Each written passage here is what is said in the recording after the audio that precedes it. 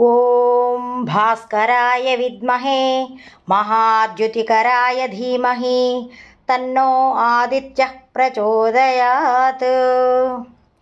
ॐ ततो युद्धपरिश्रान्तं समरे चिन्तया स्थितं रावणं जाग्रतो दृष्ट्वा युद्धाय समुपस्थितं दैवतैश्च समागम्य द्रष्टुमभ्यागतोरणम् उपागम्याब्रवीद्रामम् अगस्त्यो भगवान् ऋषिः। अगस्त्य उवाच राम राम महाबाहो शृणु गुह्यं सनातनं येन सर्वान् नरीन् वत्स समरे विजयिष्यसि।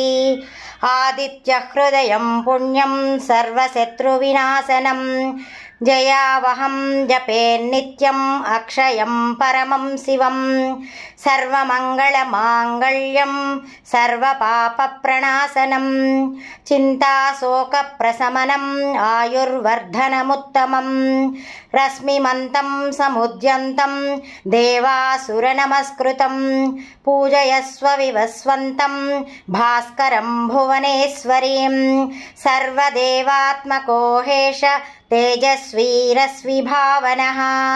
एष देवासुरगणान् लोकान् पाति गभस्तिभिः।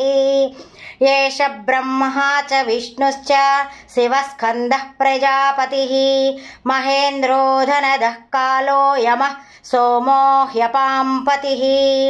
पितरो वसवः साध्या ह्याश्विनो मरुतो मनुः वायुर्वह्निः प्रजाः प्राणः ऋतुकर्ता प्रभाकरः आदित्यसविता सूर्यः खगः पूषा गभस्तिमान् सुवर्णसदृशो भानुः स्वर्णरेता दिवाकरः हरिदस्वः सहस्रार्चिः सप्तसप्तिमरीचि